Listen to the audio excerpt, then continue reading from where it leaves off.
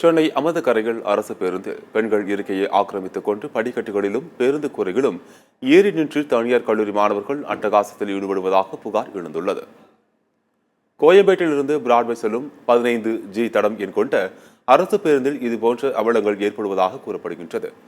மாணவர்களின் தொல்லையால் பேருந்தை முறையாக இயக்க முடியாமல் தவித்து வருவதாக பேருந்து ஓட்டுநர் மற்றும் பயணிகள் தெரிவிக்கின்றனர்.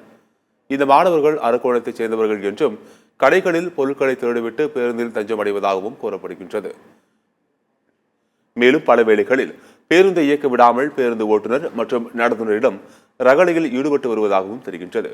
இது தொடர்பாக காவல்துறை மற்றும் போக்குவரத்து கழகம் உரிய நடவடிக்கை எடுக்க வேண்டும் என்று பேருந்து பயணிகள் மற்றும் ஓட்டுநர் கோரிக்கை விடுத்துள்ளனர்.